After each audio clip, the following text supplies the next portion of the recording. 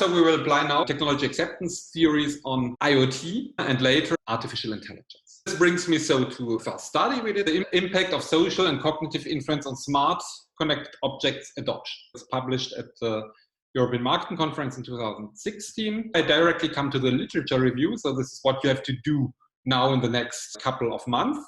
And this is always what you do when you start the research. You do a literature. First of all, we see here what is the IoT. We found some definitions in different journals. And so it's a network which can identify and communicate with physical objects through the internet.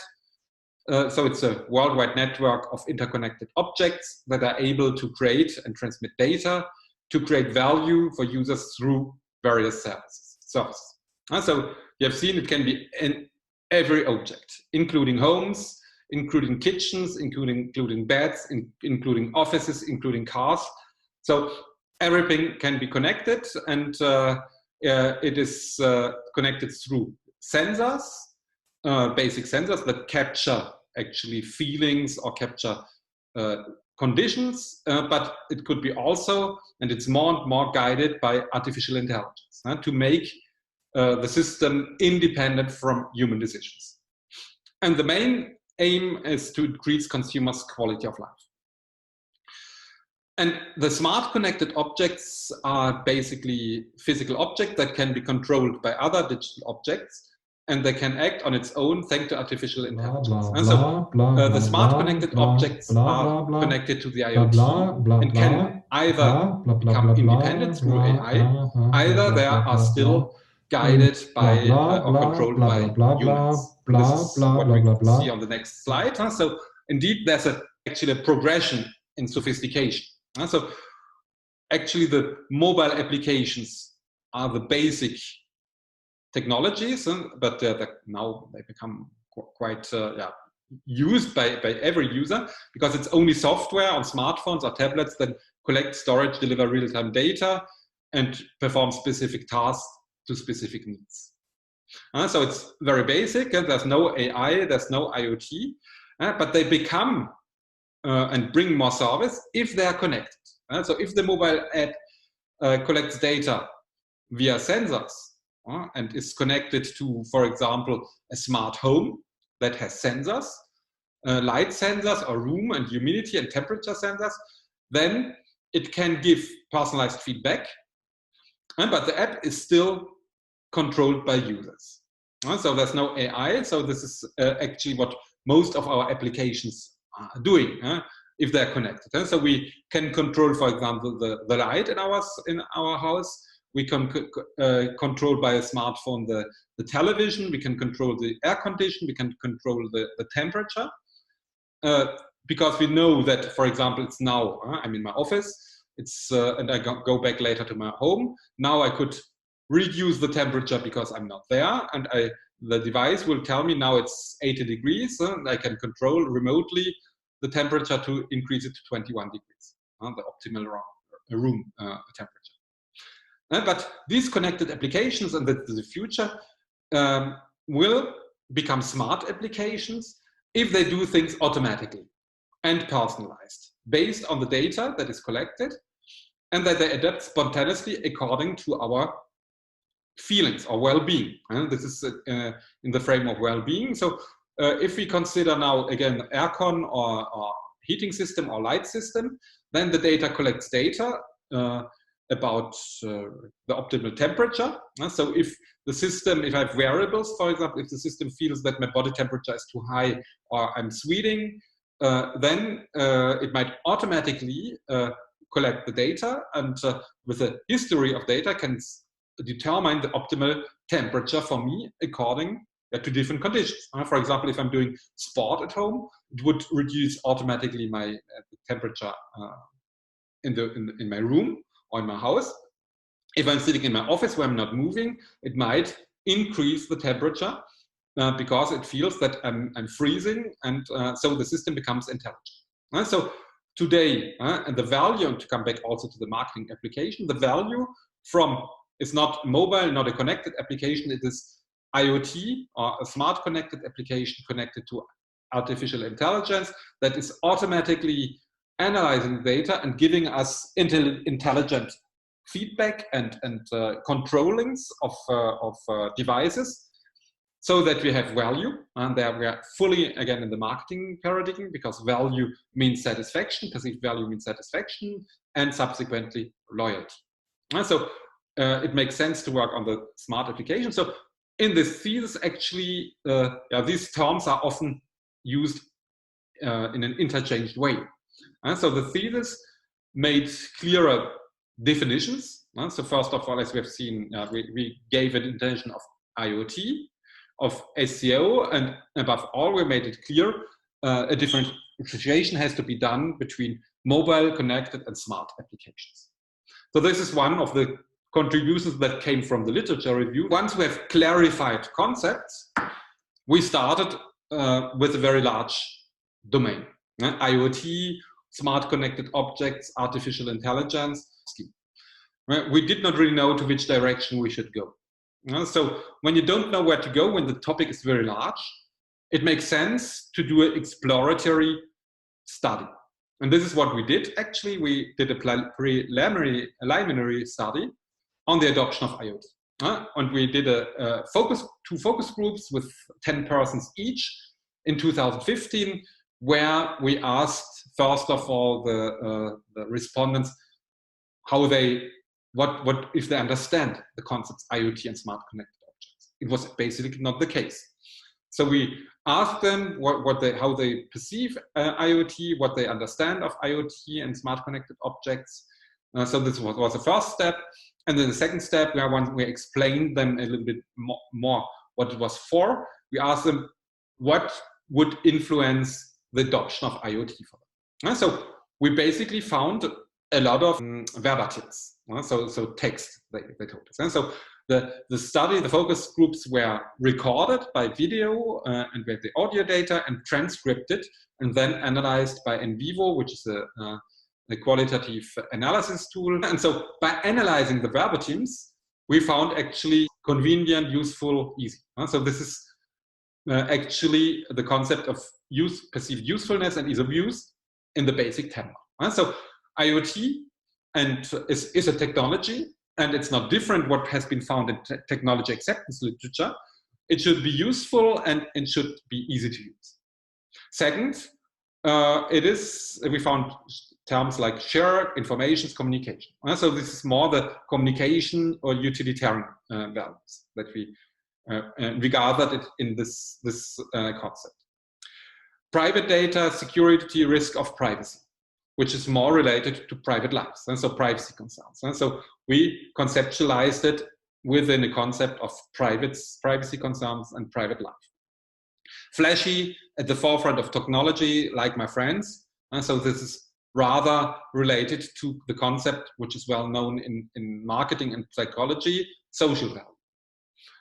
This is includes also relationships with others. So social value due to snobbiness, or due to the value we get by showing that we are the first to use a given technology, but also social value to the links, the bonds we could create through others by communicating via a smartphone, for example. And finally, entertainment, relax, and sport and health. So we conceptualize it through well-being. And so we found actually 5 concepts which we would like to focus on in the continuity of the study. One is clearly coming from the TAM, and the others are actually concepts which were partially considered by the TAM or the UT literature. Therefore, focus on them and try to find more literature about these 4 other concepts. It makes sense when you're really in the new research domain to do a qualitative research first. And you can do it, I'm just opening a bracket, you can do it either by doing focus groups, but now you can do also it by looking at the internet and by using secondary data. For example, we could have gone to user forums about IoT or smart connected objects. We could have scrapped the data, the written data on the website, and analyzed it with text mining software. This is actually what we did last year. We did actually a scrapping of reviews of a IoT sport application. And so we scrapped something like 100,000 comments. So it's much more than information than you found in a focus group. So he scrapped it from an evaluation of a sports application. He used R software, so text mining software, and he actually found the topics, relevant topics for acceptance of a sports application. The topics are quite similar. So it's quite similar. It's about well-being, social value, privacy concerns, and naturally the benefits. But this is another way how you could proceed. You could start to scrap data from websites. You explore this data in order to find relevant concepts for a given technology adoption. The starting point is a qualitative study. And then we went to a quantitative study because we have found the relative concepts and said that indeed the technology acceptance literature is very well established because it predicts technology acceptance and usage with given cognitive and social variables. So first of all, we established the basic TAM model with perceived utilities, which is the perception that the use of the technology enhances user performance. Perceived ease of use, which is the perception that the use of a technology is simple and effortless. And they should both have an impact on behavioral intention and acceptance and usage of IoT technology. We chose the TAM or UTAUT technology because the literature is very established about technology adoption. So we justify the choice of the UTA or UT. This is what you have to do when you use a theory in your thesis. You have to justify why you use this theory. We also chose it because it has strong psychometric properties. So the measurement scales which are used are established and very strong, very, very established for technology usage tests. It's easy to adapt to the context because it had been tested in office context, in private context, in mobile phone context, in mobile banking context, in online gaming context. So it's a model that can be easily adapted. It's a current of literature which can be easily adapted to other contexts. And at the moment we started the PhD, it was not yet used to study IoT and SCO adoption. But if we only use the basic TAM, theoretically you would not bring anything. And practically, if you say the easier it is to use and the more it brings utilities, the more it will be accepted. Imagine talking to a manager and saying that to be adapted, the technology must be useful and easy to use. I imagine the reaction would be, okay. So there are more important questions that make a technology useful and easy to use. That is why you cannot today satisfy yourself to use it in the basic TAM model. Actually, we have seen that there are not only one concept coming from the TAM, but there are 4 other concepts which are relevant, which would be worthwhile to get tested. And that is why we went further. So here you have the basic TAM by perceived usefulness and perceived ease of use, but actually we introduced individual differences. So for example, moderating variables such as age or cultures, the system characteristics, the devices, the features that the IoT or the smart connected object has, the social influence, and facilitating conditions, which are actually summarized in the UTU, AUT literature. And therefore, by basing our reasoning on our focus groups, on our qualitative exploratory study, we integrated different concepts, fully tested in literature, privacy concerns of the protection of private life, because IoT collects a lot of data for personalization, but can represent an intrusion into personal life that they want to protect. Utilitarian value, which means the value of functional benefits, that is informational research and communication with others. Social value, which is defined as the degree to which the use of a technology will enhance the user's social status in his or her group.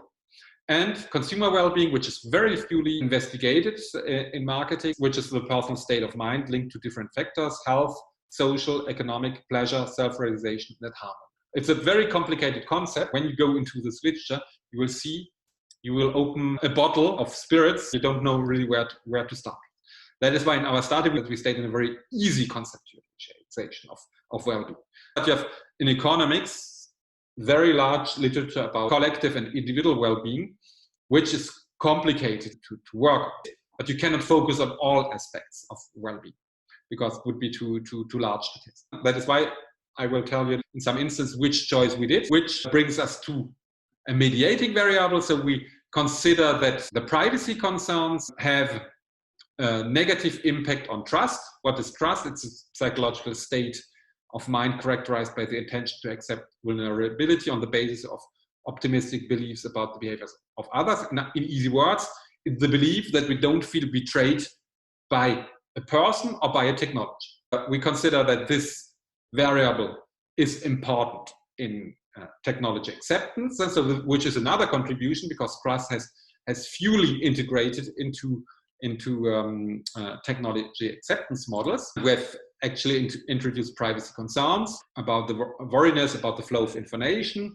Privacy concerns should negatively impact trust and intention to adopt, because it might create negative feelings about intrusion into private lives.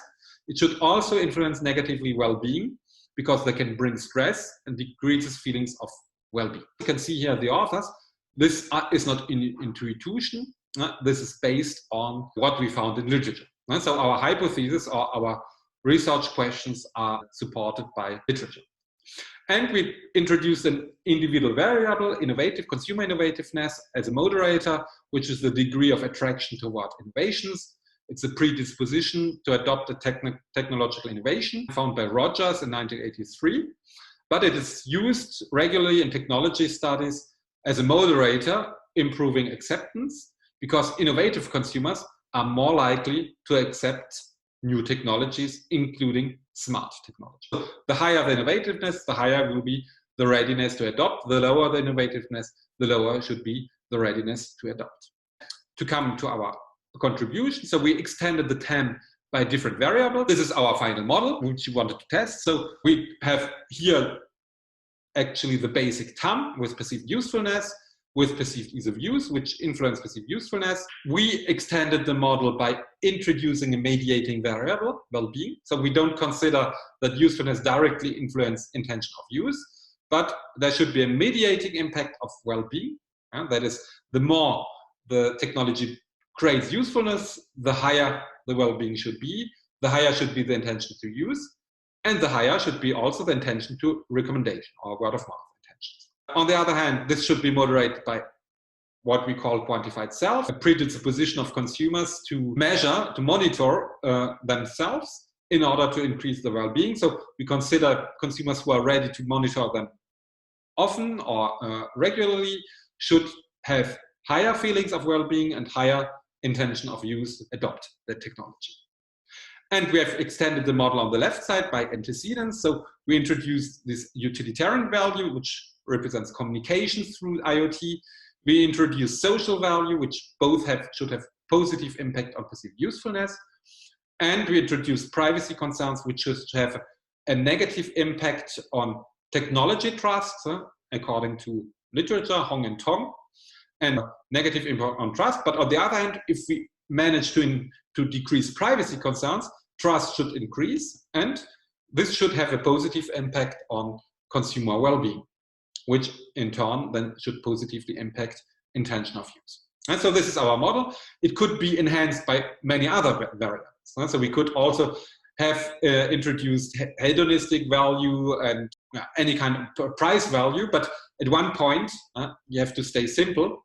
Your model should not be too simple, should not be too complicated. So we did the arbitration to stay here with these variables, which appear to be as most relevant, because they also came out by our qualitative research. And so what I want to say is you have always to argument in your thesis or research why you do a given choice. Our choice was to simplify, so to extend the model first with most relevant variables coming out in our qualitative research and also supported by literature, but not to introduce too many variables, because this would have made the model too complicated. So any kind of price value, but at one point you have to stay simple. Your model should not be too simple, should not be too complicated. So we did the arbitration to stay here with these variables, which appear to be as most relevant, because they also came out by our qualitative research.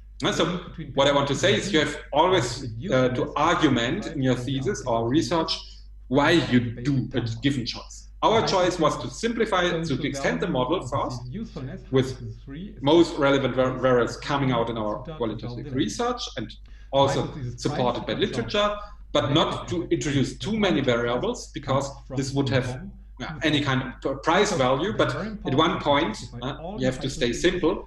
Your model should not be too simple, should not be too complicated. So the next step is in a research to test your model. We did an exploratory qualitative research first. Now we had our hypothesis.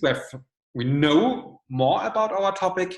We have a formalized hypothesis. So in this case, we could do a choice for quantitative methodology. And this is what we did. So we did 2 survey waves. So first of all, we surveyed 303 students. And then in the second wave, we surveyed 342 persons, kind of snowball sampling. So we ask students to survey their parents, grandparents, in order to have a more representative sample. The sample, so we have 40% women, 60% men, who only smart users who really use smart connected objects, and we primed them with a video about agenda, Google Agenda, that is connected to IoT and that simplifies our life. So with a video, and you can see mainly younger generations, but we have also some baby boomers. We used only existing scales, so we did not invent or created scales. The scales were reliable according to our the common measures, and here are the scales. So we used perceived utilities by Davis and colleagues, and so we adapted them. For example, my smart connected object is a good assistant during my daily life. It helps me perform my task faster, makes my life easier, and is very useful. Perceived ease of use, we used also the Davis scale. So it refers to, I find it easy to use my smart connected object. It is clear and understandable. I feel competent to use it, and it's adapted to my daily life. The usage is attention usage. I use a lot of my smart connected objects in my daily life. Whenever it's possible, when I need it. Word of mouth, so I would recommend smart connected objects. I would encourage my friends and family to use connected objects, and I would talk positively about connected objects. And so you see all these scales are existing. Right? We found them in articles. The utilitarian value was measured by Arnold and Reynolds, and so it allows me to communicate with my entourage, to find new friends, to find information on a topic, have latest news on my favorite topics. It's helpful for professional future. Consumer well-being, we adopted it from, or we took the scale from that I actually used with my co-authors Andreas Munzel and Jean-Philippe Gallon.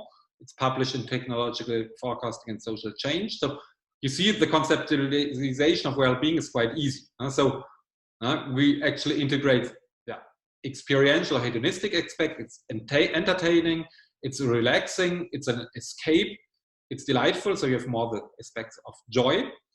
It improves my health conditions, it improves my quality of life, well-being, it makes me less depressive, so the psychological well-being, it makes life more exciting, makes me more happy, so the affective well-being, and I feel better, so the physical well-being. So we use a scale which we developed for our both articles published in 2015, and we used it also there in this study. Sorry, it was too quick. Innovativeness, no, it's an established scale too. So if I hear about a new technology, I like to try it.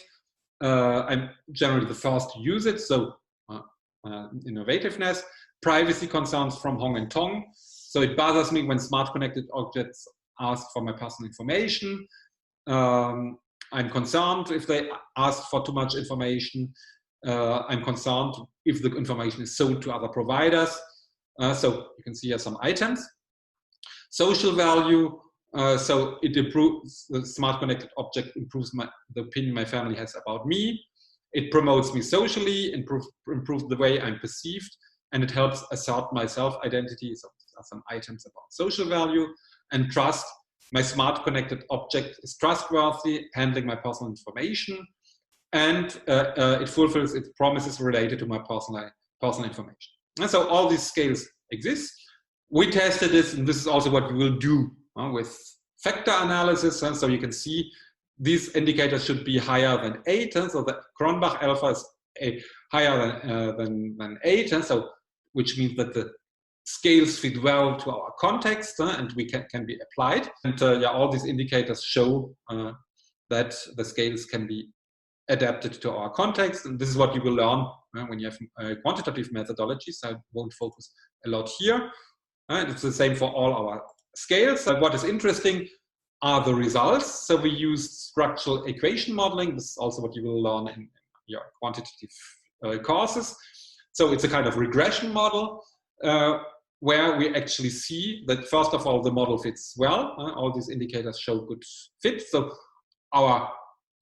which shows that our sample is fitting well our data. And you see here also the confidence intervals. And so most of our relationships are highly significant at 0.001 level, or significant at the 0.005 level. And for example, utilitarian value is highly positively significant, as we expected in H1 on PU. And we can see also perceived usefulness, perceived ease of use has also a highly significant positive impact on usefulness. And it's the same for social value, as the regression coefficient is positive and highly significant. We see that in line with our hypothesis, it's slightly significant. Privacy concerns have a negative impact on trust, technology trust. And, but on the other hand, technology trust is highly significant positive impact on well-being. So until now, all our hypotheses are confirmed. We confirm furthermore that well-being is a mediating variable, because the higher the well-being, the higher the impact on intention to use. This impact is moderated highly by the quantified self, so which means that indeed, the more people are concerned by measuring, monitoring their life with smart connected objects, the higher will be also the impact of well-being on intention of use. Well-being has also a direct positive and highly significant impact on recommendations, or word of mouth, to recommend a smart connected object. And last but not least, we confirm also a positive, highly significant relationship between intention to use and word of mouth. We have here some moderators that we test. We also see here that technology trust is a moderator between utilitarian value, that is that we communicate with others, and perceived usefulness. So you see, indeed, if we have high trust, the perceived usefulness is higher. This is what you can see in these lines. And this lower line, these are people with low trust, so they perceive lower usefulness. And this is important. So the more people trust into technologies, they more also will perceive the benefits of the technology in line of our hypothesis. And this is all confirmed. You can see this is what we found also in literature. Also what you can see when I put here a reference, these, for example, Novak and Hoffman showed that actually our link, the link we test also is positive, or Hong and Tong show that privacy concerns have negative impact on trust. And so we confirm all our hypotheses, and this is all in line with our literature research and literature. And we see indeed innovativeness has a positive impact on the link between perceived usefulness and ease of use on use. So you can see, if the more the consumer is innovative, open to new technology, the higher will also be the usage of the technology. On the other hand, the lower the innovativeness is, the lower will also be the usage. So there again, we are in line with literature, with Rogers, 1983. After the results comes the discussion in your research. You have to confront your results to theory you have found in literature. So what are our contributions? We found and we clarified the concepts of IoT and smart connected objects, mobile applications, smart applications, and connected applications. We've seen, so IoT is an invisible network that can connect physical objects together anytime, anywhere to improve customers' lives through well-being and the use of smart connected objects. A smart connected object is a digitized object that can collect, store, and distribute data that can be controlled by a smartphone, by the user, or by AI automatically, by its environment to improve consumers' lives and well-being. Furthermore, we show the importance of trust for intention to use smart connected objects. And so we see that it's a highly important mediating variable, and the higher the trust, the more smart connected object will be used. We show the importance of well-being. It's important to enhance technology acceptance models with well-being. It's because it's highly relevant and significant. And so we are, to our best knowledge, the first having introduced well-being in a technology acceptance model and test the positive influence on intention to use SCO. We found the importance of quantified self as a moderator for intention of use. There again, we are the first to do that. And we confirm privacy concern as the main barrier of technology acceptance. On the other hand, we bring methodological contributions by proposing an extended TAM with new factors, mainly well-being, quantified self, but also privacy concerns. And finally, our managerial contribution is that we show the factors that influence consumer behavior by well-being. So the importance to introduce well-being in measurement or performance indicators, and not only to use satisfaction or perceived value as measurement indicators. We show also the impact of well-being on consumer behavior, so the relevance. And so it's really important for managers to consider well-being, which is more and more the case. Managers become now more open also to the idea of well-being. And we show the importance to reinsure the consumers that private life and personal data control is important and the main barrier of IoT and SCO adoption. Naturally, our research is not free of limits. We have only a convenience sample.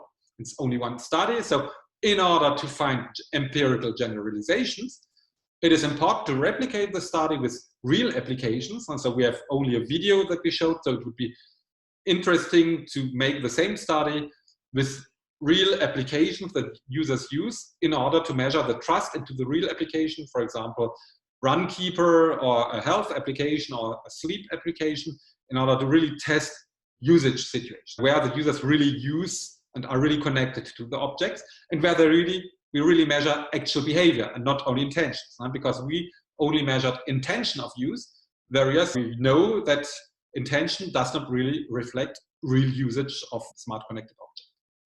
So we should do studies that study the impact of SCO on behavioral variables, and that is real usage, reusage, how many times users are connected to the devices, with prototype tests and real application, real SCO data. And so this would really improve the contribution, but yeah, I'm opening a bracket. This is really complicated, but because this means that you need collaborations with firms who are operating this data or these applications. So, but they are first of all reluctant to work with researchers because they want to protect the data. And second, yeah, is also the problem of ethical issues. Can they give us the data? One mean to cope with that would be to get anonymous data. But the main obstacle is still that most firms today are reluctant to work with researchers or universities. It would be also important to improve the study with a representative sample of the French or international population. We only use the snowball sample, which is not representative. And it would be interesting to study new variables in the technology acceptance models, such as perceived congruence. Is the technology congruent with my way of life, for example, but also price question. So the quality-price ratio, because we did not consider at all the pricing. So in summary, we conclude that these smart connected objects bring out a new era of competition and differentiation. So we showed with our study that these technologies are important, relevant, but a lot of future studies have to be done to generate empirical generalization and to bring new knowledge to this domain. Okay, so we will apply now the acceptance